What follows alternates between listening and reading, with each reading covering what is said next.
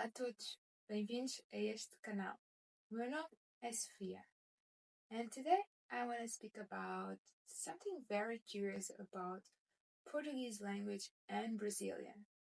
And this is the use of gerúndio. A lot of people ask when and how to use it.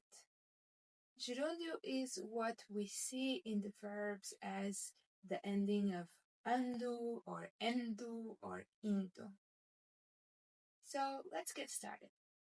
Gerúndio, or called in English gerund, is a verb form used in Portuguese language.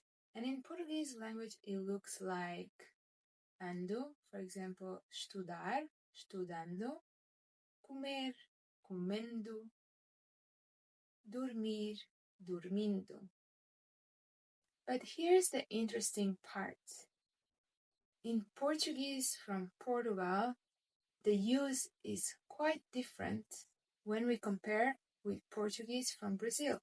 In Brazil, gerúndio is the king, so it's very, very used and extensively used, to be real. In fact, most of the conversations you will hear gerúndio. In Brazil, it's used to describe continuous actions. For example, estou estudando para o exame.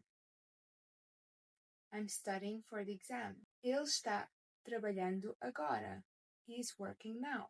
So what about in Portugal? So in Portugal, it's a completely different story. Instead of using the gerúndio, it is much more common to use infinitive with the preposition a.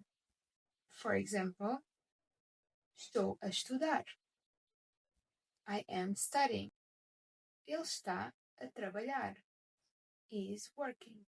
So in Portugal, it's very likely that you hear people saying estou a estudar instead of estou estudando.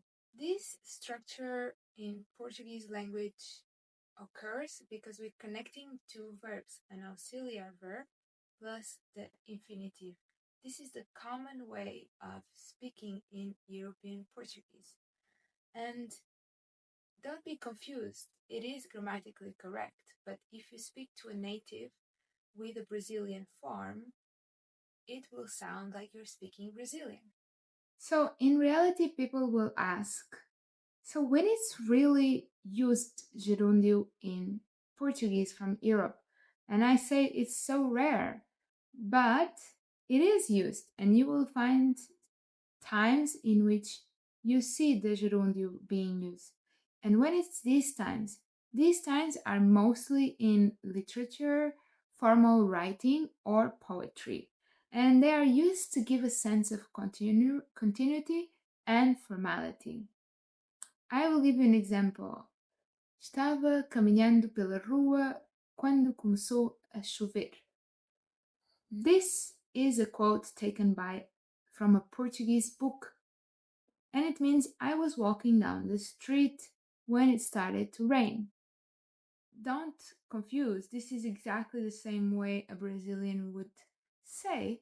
However, this is in a book, and when you say to a native speaker, when I hear this sentence as a native speaker, it's very poetic, it's very exotic. It's not a sentence that I would say on my daily life. In some common idiomatic expressions and fixed phrases, we use gerúndio. For example, vai-se andando. This means things are going fine. When someone asks you, how are you? Sometimes people answer, vai-se andando, things are going fine. It's a little bit like saying, so. So let's do a quick recap. In one side, we have Brazilian, estou estudando, and on the other side, we have Portuguese from Europe, estou a estudar. Both are correct, but they reflect different cultural preferences. If you are learning Portuguese, here's my advice. Don't stress too much. adapt to the context. If you are speaking Brazilian, you're welcome, more than welcome to use gerúndio. If you are speaking Portuguese from Europe, then use infinitive. But overall, grammar is more like a tool than a barrier. So don't worry, because in both sides, people will still understand you. So I hope this helps. By the way, if you found this video helpful, let us know in the comments section. Don't forget as well, if you have any questions or doubts that you would like to see clarified in one of my videos, and I will add to the list for the future videos. Feel free to share with your friends and subscribe for more Portuguese content and language tips. Let me know in the comment section how is your experience with these two forms of communication and what was the challenges you found, or perhaps an example of a sentence you would use. I hope this helps. See you soon. Até já!